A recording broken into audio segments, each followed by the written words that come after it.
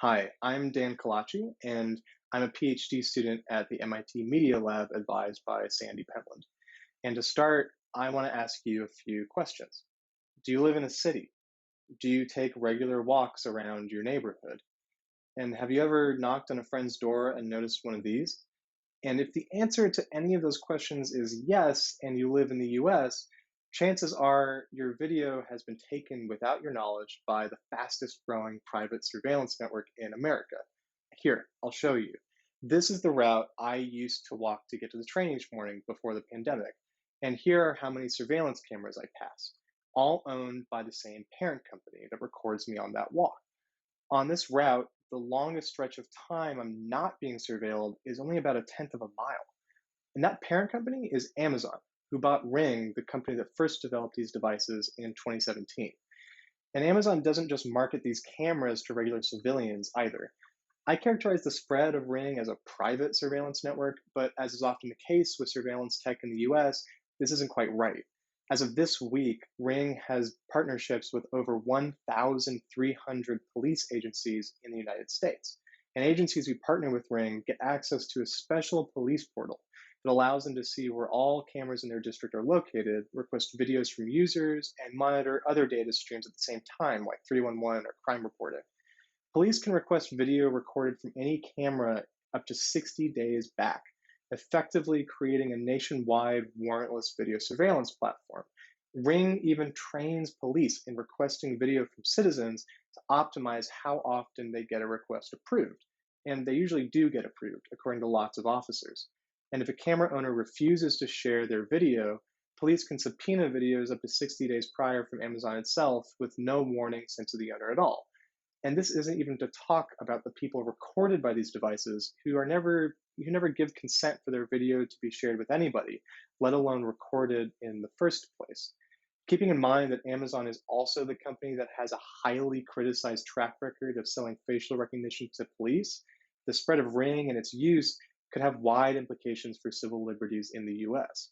And this hasn't gone unnoticed. Virtually every major civil liberties, privacy, and tech news platform has reported about Ring, its partnerships with police, and its growing privacy concerns over the past year. But this hasn't really stopped their sales from growing.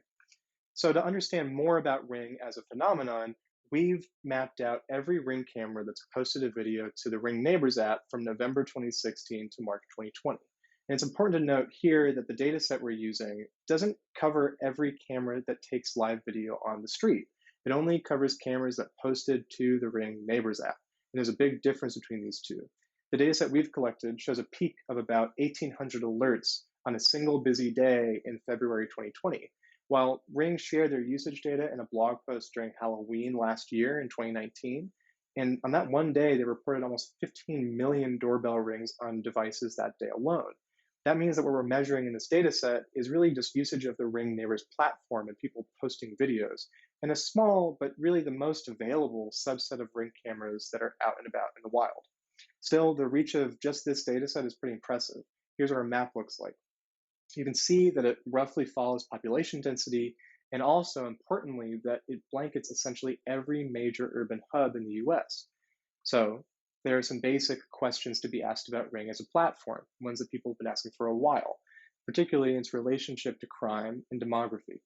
We take a first stab at answering some of them here using a spatial analysis of Ring camera use using this dataset. One question that's often asked is whether there are racial discrepancies in its use. Policing platforms like Ring are often discussed in the literature as mechanisms that enforce racial and economic norms in neighborhoods and other areas in cities. And Ring in particular seems to sort of incentivize this kind of use, inviting users to label people they see through their cameras as suspicious, codifying othering groups. Another lingering question is about Ring's relationship to package theft. As a commercial product sold by Amazon, the world's largest online retailer, Ring is often marketed as a package theft deterrent. What relationship does Ring use have to package theft reporting and rates across the United States? To answer these questions, we aggregate the Ring's camera spatial data to the county level and create variables for each US county that represents the number of Ring cameras per capita. Most counties have a pretty low rate of Ring usage according to this data set, but in densely populated areas, a rate of 5 or 10 per thousand people can mean one camera surveilling every street in a census block. That's pretty big. To measure demography, we take census level population estimates from the 2012 to 2015 US American Community Survey, and to measure crime reporting rates, we use FBI crime reporting statistics at the county level. A normal linear model here shows a huge amount of spatial dependence, both in the covariates and in the dependent variable. So we use a spatial autoregressive lag model to regress the number of ring cameras in a county on our demographic and crime reporting variables, and correct as best we can for spatial bias. Surprisingly, no racial variables show significant impact, suggesting that at the county level, demography isn't really driving ring camera usage.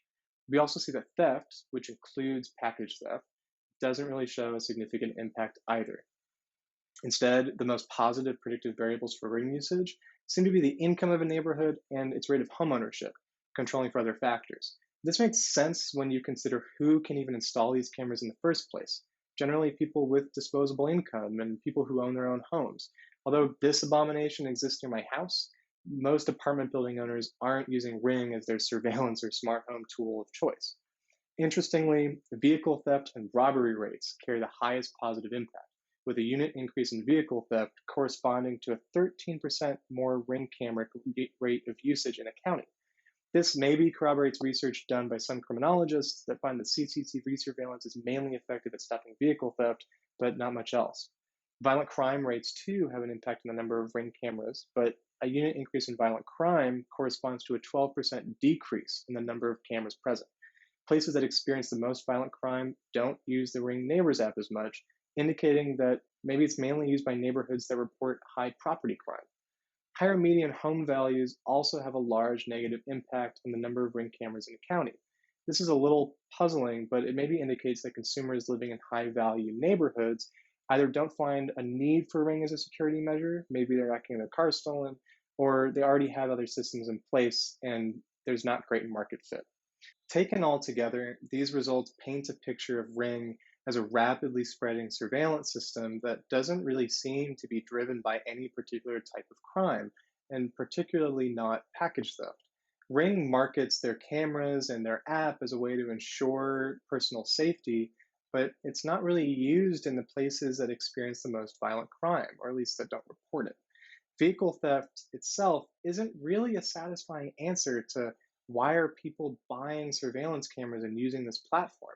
So there's still quite a lot of work to be done. Now, each alert also contains text content. So analyzing that content is a pretty clear next step. And in addition, all the videos recorded and shared using the Ring Neighbors app are public, or at least publicly available, allowing for an analysis of the kinds of activities and people that end up being surveilled and characterized by Ring owners. In addition, the county level is a pretty broad scale. A county includes a lot of different kinds of neighborhoods and areas, so maybe taking a case study and looking at a particular city would yield different results. We kind of hope that this analysis can serve as a jumping off point for people interested in interrogating community self surveillance and technology's relationship to policing more broadly. Thanks.